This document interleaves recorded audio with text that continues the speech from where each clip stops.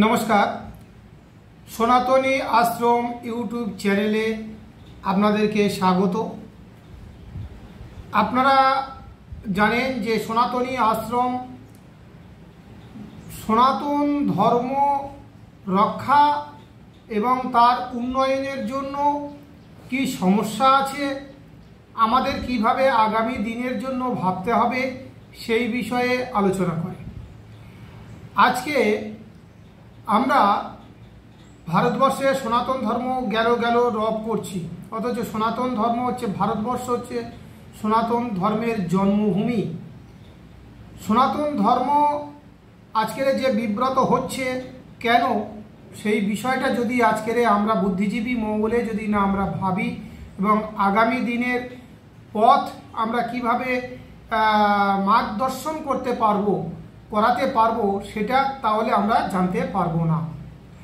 আমরা একটা জিনিস, আপনারা সবসময় ইসরায়েলকে দেখে আপনারা অনুপ্রাণিত হন এবং ইসরায়েল বলতে ইসরায়েলের ইহুদি জাতিকে দেখে আপনারা অনুপ্রাণিত হন এবং মানুষকে বলতে শোনা যায় যে দেখুন ইসরায়েলের ইহুদিরা কিভাবে তাদের মাতৃভূমিকে রক্ষা করছে।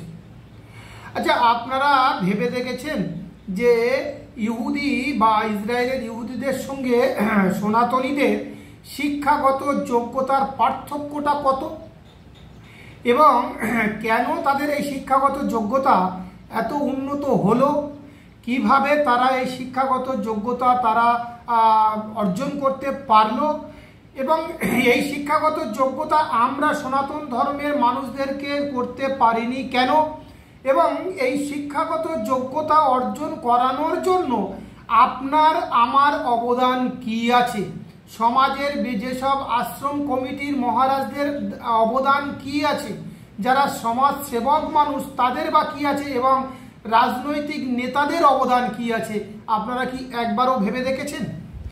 আপনাদের একটা পরিসংখ্যান দিই।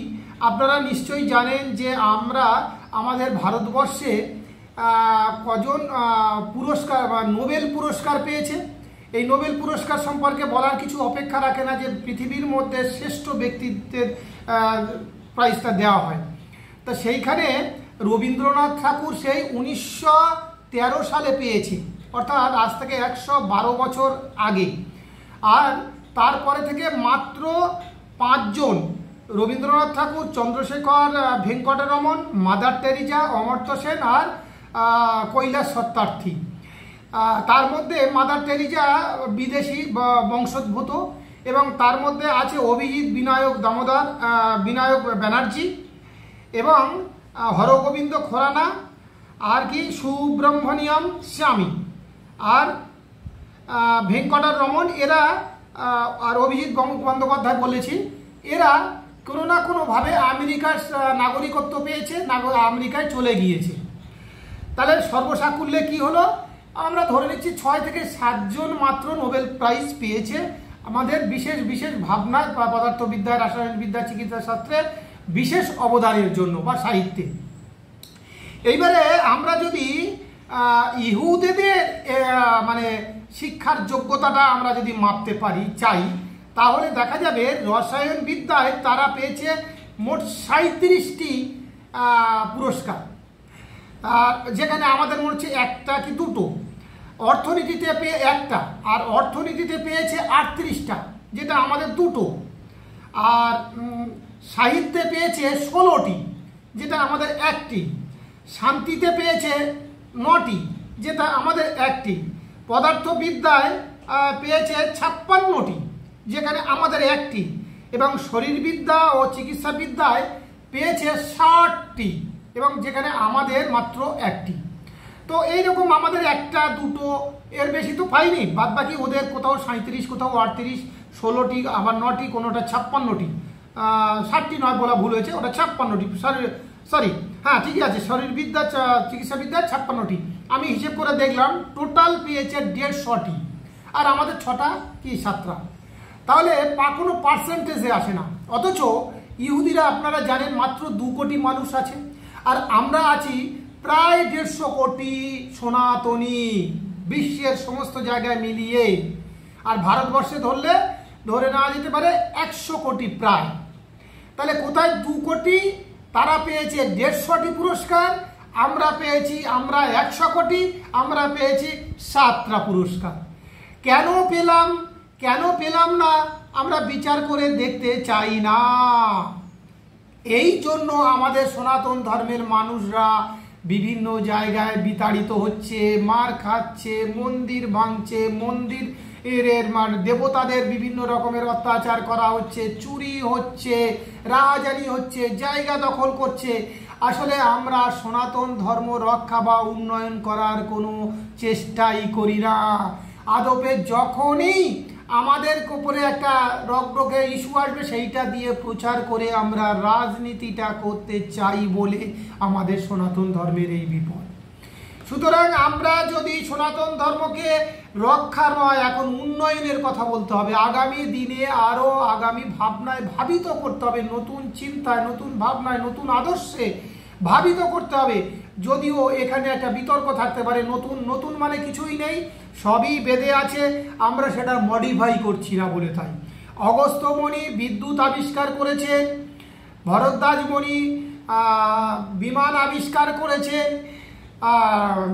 আর্যভট্ট তিনি রকেট আবিষ্কার করেছেন। তাই এগুলো তো করা রয়েছে।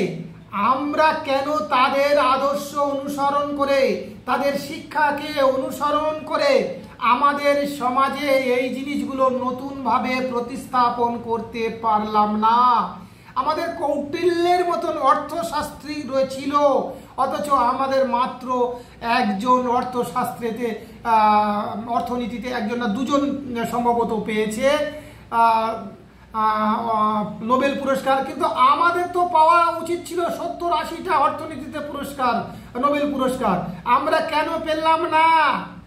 আমরা শুধু ওদেরকে নিয়ে পূজা করলাম, ওদের আদর্শকে অনুসরণ করলাম না কেন? এই প্রশ্নগুলো নিজেরা করেন না? আজকের যে রাজনৈতিক দল এসেছে তাদের বা অবদান কি? তারা সনাতন ধর্ম রক্ষা বা মর্যাদা উন্নয়নের জন্য বা তাদের শিক্ষার জন্য কি করলো আপনাদের একবারও বলতে ইচ্ছা করছে না? আজকের গেল রব সমস্ত এই মুসলমানরা খারাপ, এই দল খারাপ, ওই দল খারাপ। আমরা কতটা আমাদের দায়িত্ব পালন করেছি? যারা সনাতন ধর্ম রক্ষার জন্য প্রতিশ্রুতি দিয়েছিল তা দিচ্ছে, তারা আমাদের সমাজের ছেলেদের শিক্ষার জন্য কি ব্যবস্থা করেছে আমাদের একবারও চিন্তা করার দরকার নয়, বিবেকের কাছে প্রশ্ন করার দরকার নেই। শুধুমাত্র আপনার স্বার্থ, রাজনৈতিক নেতা হওয়ার ধান্দায় আপনারা মশগুল হয়ে আছেন। এদের হারিয়ে আমরা রাজনীতি করব, আমরা টাকা চুরি করব, এই ধান্দা যদি করতে থাকেন তাহলে আমাদের সনাতন ধর্ম অবশ্যই ভাবে নষ্ট হবে, শেষ হবে। আর দিনের পর দিন এই অত্যাচারের মাত্রা বাড়বে।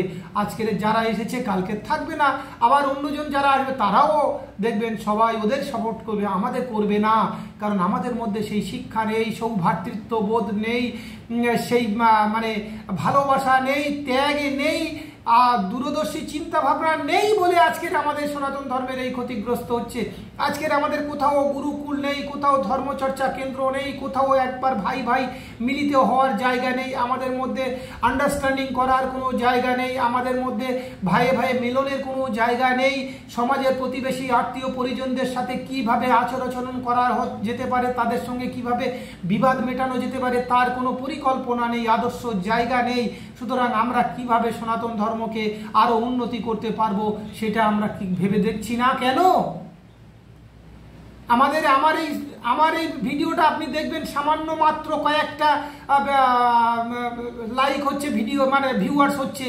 আর আজকের যেখানে আমি যদি এখানে নাচানাচি করতাম, খোল করতাল নিয়ে বাজনা বাজাতাম, দেখতেন এই ভিডিওটি হাজার ভিউয়ার্স হয়ে যেত, লক্ষ ভিউয়ার্স হয়ে যেত, হাজার শেয়ার হয়ে যেত।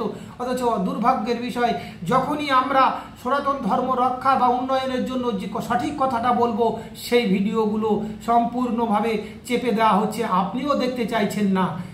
এই যারা খুব সামান্য কয়েকজন লোক এই ভিডিও শেষ পর্যন্ত তারা দেখছে, তারা খুবই নগণ্য, যারা হাতে গোনা যায় না, তাদের দিয়ে কিন্তু এই কয়েকটা সংখ্যক মানুষ দিয়ে কিন্তু সনাতন ধর্মকে রক্ষা করা যাবে না।